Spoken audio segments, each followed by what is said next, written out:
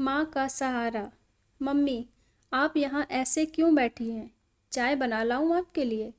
नहीं, कुछ नहीं सुधा, बस यूं ही। नींद नहीं आ रही थी। सुषमा जी बोली। मम्मी, तबीयत तो ठीक है ना आपकी? दिखाइए। मदन को हाथ लगाते हुए सुधा बोली। ठीक है बहू, बेकार चिंता मत कर। अब मुझ बुढ़िया की उम्र में। खैर, जा बिटिया, मोहन जाग गया होगा। तुम्हें उसके पास जाना चाहिए। सुधा कुछ परेशान सी होकर पति मोहन के पास पहुंची। सुनिए मोहन जी। हाँ, क्या है सुधा? उठता हूँ अभी थोड़ी देर में। आप यहाँ सो रहे हैं बेफिक्र से। वहाँ माँ। माँ, क्या हुआ माँ को? मोहन जी, पिछले कुछ दिनों से देख रही हूँ, वह ना तो ठीक से खाती हैं और ना ही ठीक से सो पाती हैं। अभी भी बालकनी में बैठी हैं गुमसुम सी। मुझे उनकी चिंता हो रही है। पापा के अचानक चले जाने के बाद से शायद वह। सुधा, पापा का अचानक चले जाना हम सब के लिए बड़ी क्षति पहुंचाने वाला है। एक छाया जो अब तक हमें अपने अनुभवों से हर मुश्किल से बचाती थी, अब वो छाया। कहकर मोहन सुबकने लगा। मोहन जी, जो चला गया उसे तो वापस हम नहीं ला सकते, मगर जो है उसे भी खोना।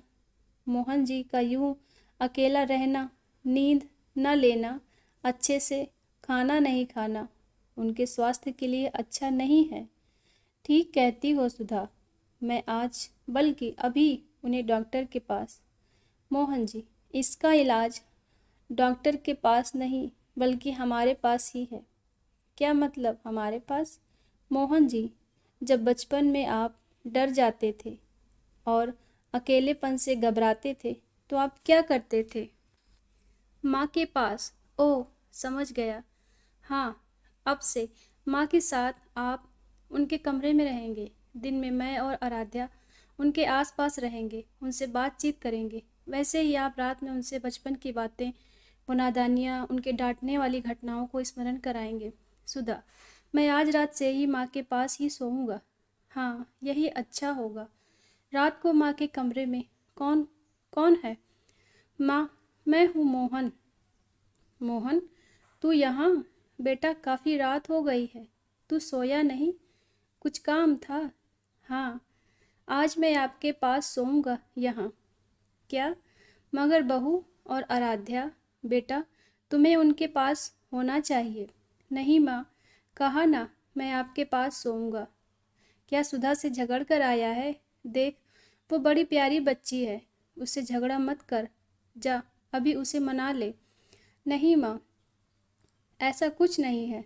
सुधा सचमुच बहुत अच्छी है। माँ, याद है बचपन में जब मैं डर जाता था तो आपके पास आकर सोता था?